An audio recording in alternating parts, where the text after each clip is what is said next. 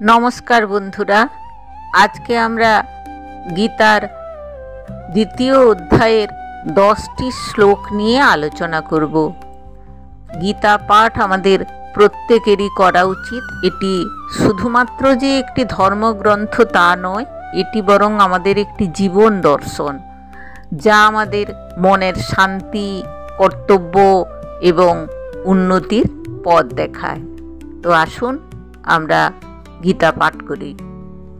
শ্রী ভগবান উবাচ অশোচানন অশোচস্তং প্রজ্ঞাবাদাংশ্চ ভাষসে গতাসূন গতাসূনশ্চ নানুশোচন্তি পণ্ডিতাঃ। শ্রী ভগবান বললেন, তুমি যাদের জন্য শোক করছো তারা শোচনীয় নন। তুমি জ্ঞানের কথা বলছো।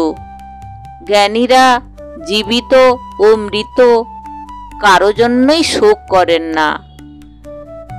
তাই যারা জন্ম ও মৃত্যুর চক্রে আবদ্ধ তাদের জন্য শোক করাটা অজ্ঞতার পরিচয়।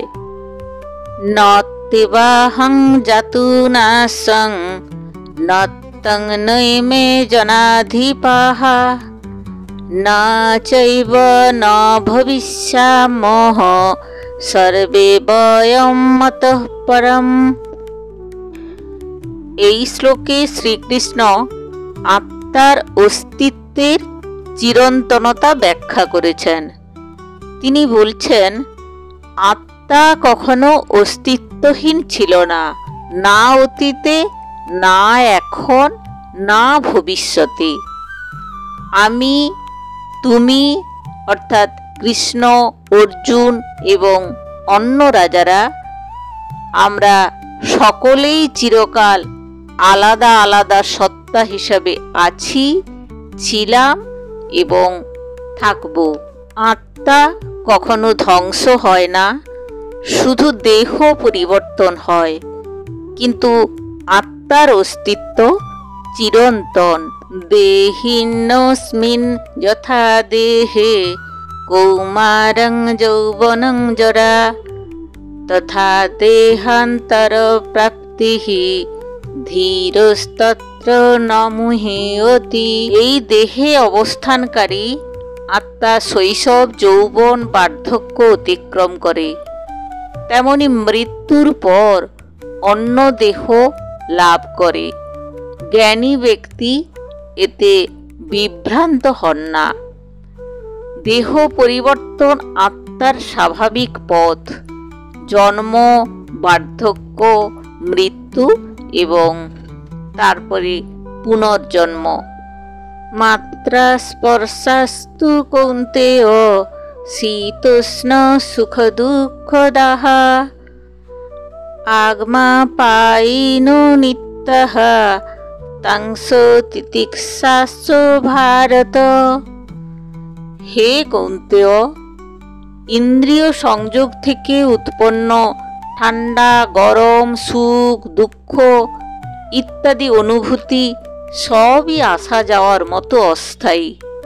হে ভারত, তুমি ধৈর্য সহকারে তা সহ্য করো। জ্ঞানের উচিত সহিষ্ণুতা রক্ষা করা। ইয়ং হি ন ব্যথয়ন্ততে পুরুষং পুরুষার্ষভ সমদুঃখ সুখং ধীরং সোমৃতত্যায় কল্পতে।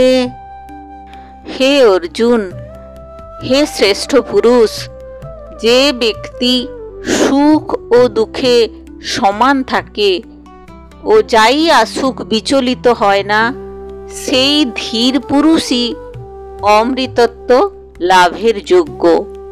অর্থাৎ সুখ দুঃখে অটল থাকা মোক্ষের পথে একান্ত প্রয়োজন।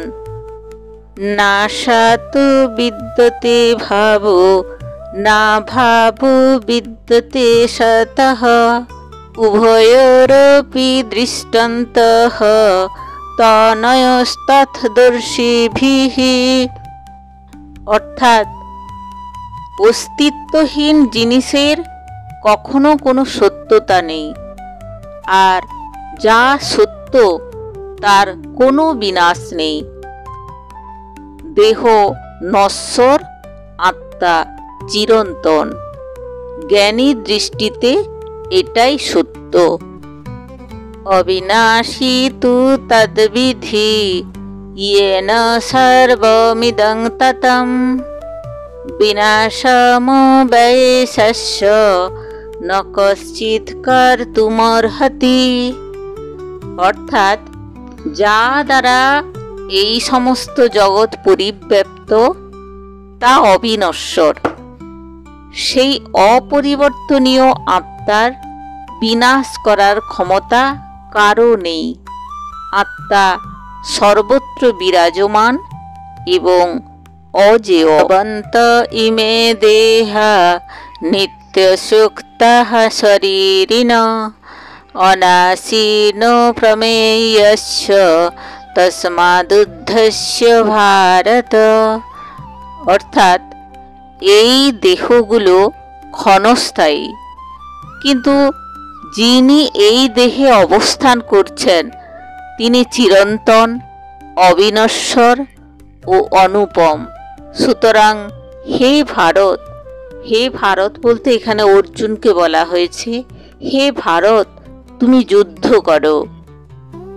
ইয়েনং বেত্তি হন্তারং ইয়শ্চৈনং মন্যতে হতং উভৌ তৌ ন বিজানীতো নায়ং হন্তি ন হন্যতে।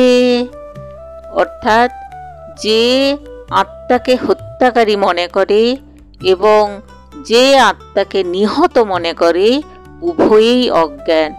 আত্মা না কাউকে হত্যা করে, না নিজে নিহত হয়। ন জায়তে ম্রিয়তে ওয়া কদাচিন নায়ং ভূত্তা ভবিত বা ন ভব অজো নিত্য শাশ্বতয়ং পুরাণঃ ন হন্যতে হন্যমানে শরীরে। আত্মা কখনো জন্মায় না বা মরে না। সে কোনো কালে জন্মগ্রহণ করেনি, ভবিষ্যতে হবে না। সে জন্মহীন, চিরন্তন, শাশ্বত ও প্রাচীন। দেহ বিনষ্ট হলেও আত্মার কোনো ক্ষতি হয় না।